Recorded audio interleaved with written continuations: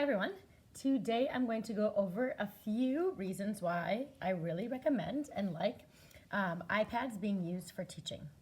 All right, so I'm going to talk about three things today: about document cameras, about annotating work or taking digital notes, and also about just some different cool apps. At the end, I might go over some plus features, some little bonuses. So the first thing I love about the iPad for teaching is that you can actually make an anywhere document camera. So let's say that you're in a classroom that doesn't have a document camera. You can do this setup like I have going on right now and create a document camera. Let's say in the unfortunate event that you have to do virtual schools and you're teaching from home. You can also set this up as a document camera. Let's take a look at how that setup. So I'm actually going to be showing you this photo and I'm going to annotate it, which is part of the second thing that I'm going to talk about. But I want to show you exactly with markup how the document camera can be turned on, or you can use this feature at home or in the classroom. So this is my desk and this is how I actually have the device set up.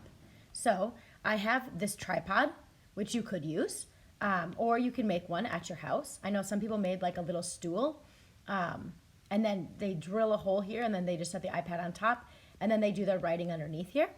So what you have is somewhere to stand the iPad up. Then of course you have your iPad. And then we just have to plug in the charger, the charging cord, into your computer. And actually, I'm going to erase this little part so you can see that this is an adapter that you will need. That is that's called a C to USB adapter. Okay, so now that could be used as a document camera. You might want to do that, let's say in virtual mode, in Google Meets if you're teaching there, and you can just project whatever you're writing underneath there. Similar to what I'm doing with you guys here today. So that is the first one, a document camera. The second thing I started showing you was you can annotate any work. So any photo that you have, you can annotate that work.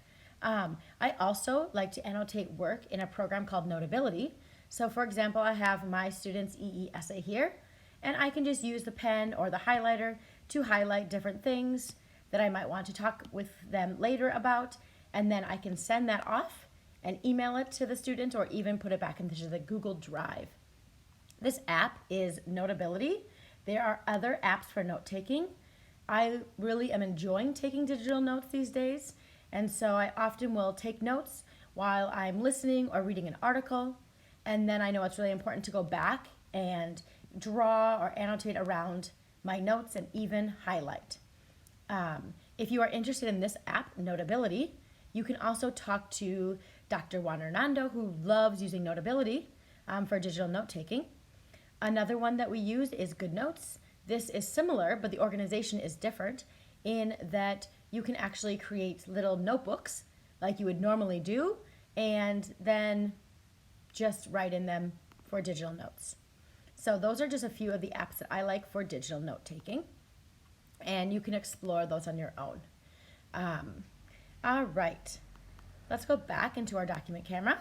And so I talked a little bit about how we can use this for a document camera, how we can annotate and share student work, as well as our own professional development with digital note-taking. I put a little J here for Jamboard because I consider that a little bit like digital notes. And if you haven't used Jamboard before, Jamboard is great because it's one of the Google apps. So I can go into my Google folder and grab a Jamboard. And this is actually integrated into Meets, which is awesome because you can open it right within a Google Meet.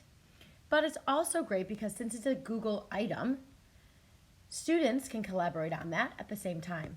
I enjoy using Jamboard more when I have an iPad and a stylus because it allows me to be able to write right on there. But students can also use it and add their sticky notes. And I know that we use this for a lot of the professional development work that we do. So you can, of course, sort your sticky notes and you can add different pages to the Jamboard. But I find that Jamboard works better when you do have an iPad and that you're using it with a stylus, an Apple Pencil, or even our Logitech ones. Okay, so we've just touched on a few of my favorite apps and things that I like to do.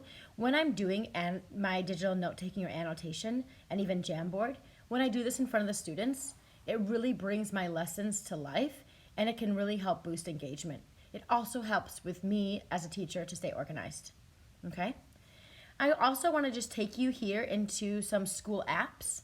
I'll share some of my favorite ones with you, but I also know that we have many teachers who love using Explain Everything to create lessons. And something interesting I think that Micah Cook does is that he uses Explain Everything, which is basically a presentation tool. It looks like this Explain Everything icon.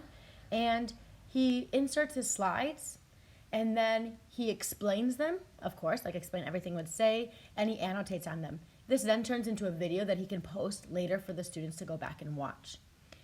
Juan Hernando also does something similar with Notability. That other app I was talking about, he puts all of his slides. You can just import your slides, and then he writes on top of them as he goes through them. That's his presentation style. A little bit different than just maybe using a PowerPoint or Google Slides, although awesome. It brings a little bit more life to the lesson in that it's happening in real time. Okay, let's go back and look at a few other apps in the App Store.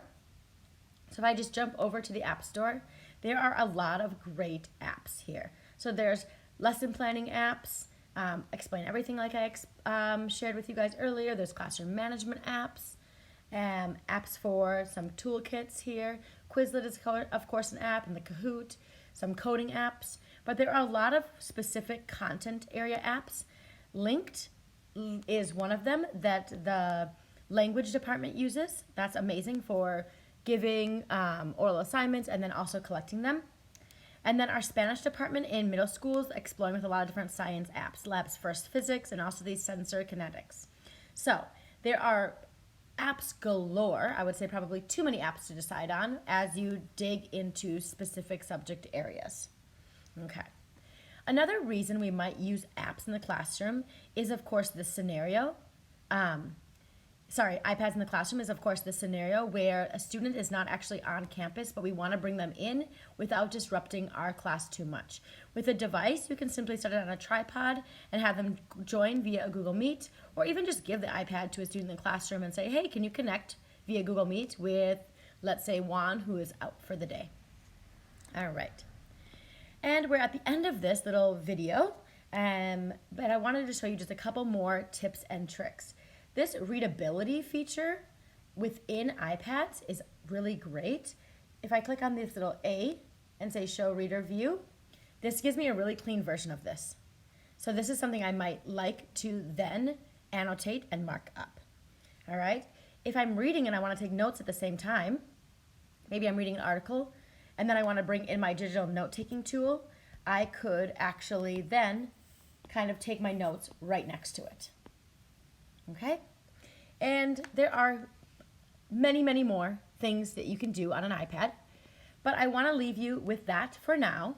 And I hope that I hear from some of you that you reach out and say, hey, Ashley, I want to try this in my classroom, either to bring out some student engagement, because I'm really interested in using it as a document camera, but I want to do more, because I'm interested in my own digital note-taking, or using digital note-taking and writing in front of the classroom for some of my mini lessons. And there's a few apps that I heard are really great for the classroom. So if you're interested, please sign up via the Google form and take note to get your iPad in your classroom today. When you sign up, you will also get a training from me. All right, I hope to hear from some of you soon, and I'm going to close off this video.